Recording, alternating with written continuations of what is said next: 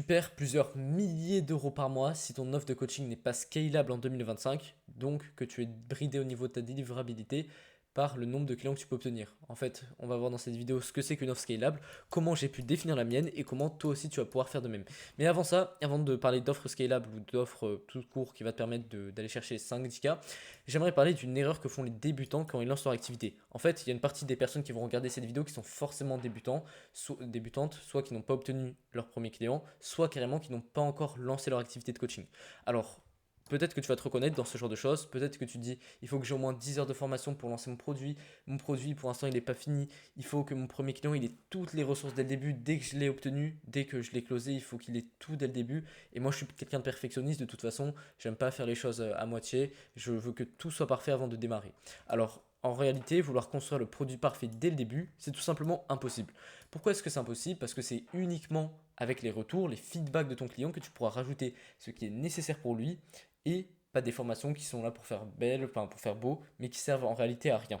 Ok. J'ai déjà suivi des formations, moi, dans lesquelles il y avait 20 heures, mais en réalité, tout pouvait être condensé en 3-4 heures, et c'est uniquement ça qui m'a été utile. Ce qui fait que j'ai payé plusieurs milliers d'euros pour rien, et ça va être la même chose pour tes clients. En fait, il faut vraiment que tu fasses le strict minimum, ton MVP, minimum viable product, et c'est uniquement quand tu vas pouvoir obtenir ton client que tu vas commencer à voir certaines choses que tu répètes en appel de coaching, des choses qui manquent dans ton accompagnement, et c'est à ce moment-là que tu vas pouvoir faire tes documents.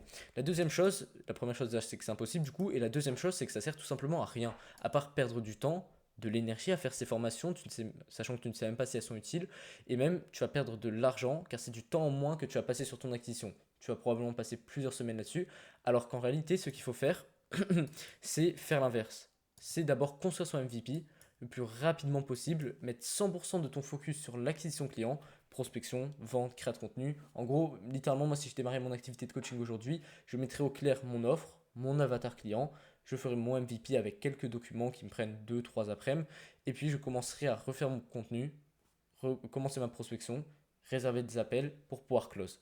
Ok. Ensuite, une fois que tu vas obtenir ton premier client, mais oui, là tu vas te dire du coup, oui, mais si mon premier client il arrive plus rapide que prévu, que c'est après une semaine de prospection que je vais l'avoir, bah tu vas pouvoir l'accompagner en one-to-one. C'est clairement pas un problème. Un client, ça va pas te prendre 20 heures par semaine. Par contre, ça va être un problème, on va le voir juste après, si tu conserves cette offre-là, mais que tu cherches à obtenir plus de clients. Mais au début, en one-to-one, ça suffit largement. 3 heures par semaine, avec des appels de 1 heure à chaque fois, suivi 7 jours sur 7 par message, et tu peux passer 30 minutes par jour à faire les 20% de formation qui vont être à 80% le plus utile pour ton client. Il faut trouver le 80-20 des formations littéralement. Et ça te prend 30 minutes par jour, tu te poses, tu fais un document, et c'est comme ça que tu accompagneras ton premier client, one-to-one, message, call et formation petit à petit. Alors, une fois que tu auras obtenu ton premier client, forcément, bah, ton acquisition va aller peut-être de plus en plus vite, tu vas en avoir 2, 3, etc. Et c'est là qu'on va commencer à parler d'offres scalables et d'offres pas scalables. Mais avant ça, ça sert littéralement à rien. Je le précise, c'est vraiment important. Ne passe pas trop de temps à faire ton offre. L'offre scalable, c'est une offre qui va faire en sorte que peu importe que tu aies un client ou 10 clients, tu ne vas pas passer énormément plus de temps. Forcément, il y aura un peu plus de réponses à des messages. Peut-être que tu vas devoir programmer un appel one-to-one avec un des membres de ton accompagnement. Mais en gros, pour un client, tu vas peut-être passer 3 heures par semaine uniquement avec les appels.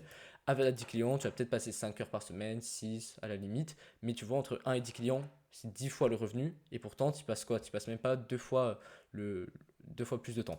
Alors qu'une offre pas scalable, c'est une offre qui est proportionnelle au nombre de clients que tu obtiens. Un client, 3 heures. 10 clients, 30 heures par semaine. Est-ce que tu te rends compte à quel point c'est différent, le fait d'avoir une offre scalable et pas scalable, à quel point tu perds du temps et tu perds de l'énergie, tu t'épuises pour rien, sachant que même avec une offre scalable, ton client peut obtenir des meilleurs résultats qu'avec une offre pas scalable. Bref, peu importe le nombre de clients, tu ne passeras pas beaucoup plus de temps. Quand tu vas avoir tes 2-3 premiers clients, il va falloir la construire. Alors, comment est-ce qu'on peut craquer le code de l'offre scalable? Là, je vais t'expliquer que ce que doit comprendre une offre scalable idéalement. Et moi, l'exemple que j'ai fait dans mon accompagnement.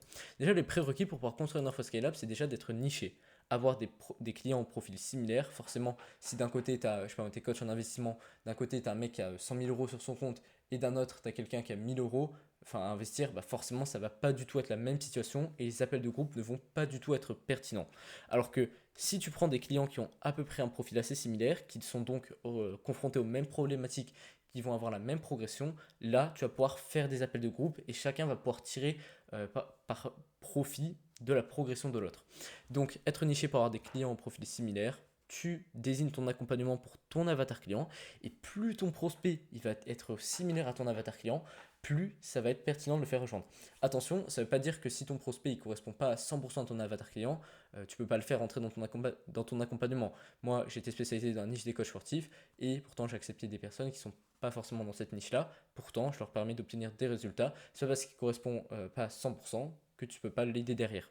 Mais dis-toi qu'au niveau de ta prospection, etc., tu dois cibler un groupe précis de personnes, et c'est vraiment eux sur quoi tu dois mettre ton focus. Ta VSL, ça doit être adressé à ces gens-là. La formation, c'est pour ces gens-là, et ça va représenter 80% de ta clientèle. Les 20% autres, mais ils seront là sur les appels de groupe, tu seras toujours là pour les accompagner, mais c'est bien d'avoir vraiment une base par rapport à ça.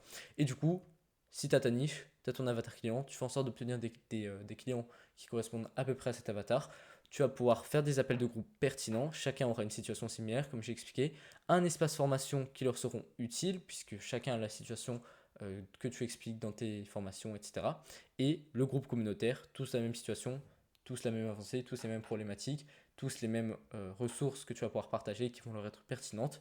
Donc, le groupe communautaire. C'est sur ces trois piliers que c'est vraiment important de reposer pour avoir une offre scalable, groupe, espace formation et communauté. Voilà pour cette vidéo. Je t'invite à rejoindre le canal WhatsApp grâce au premier lien dans la description, dans laquelle déjà tu seras tenu à jour à propos des vidéos que je sors sur ma chaîne YouTube, et aussi sur lequel je pourrai partager plein de documents, que ce soit sur la prospection, la vente aussi, la création de contenu, tous les aspects de ton activité qui vont te permettre d'aller chercher les 3K par mois. Voilà, rejoins le canal WhatsApp, et moi je te dis à très vite.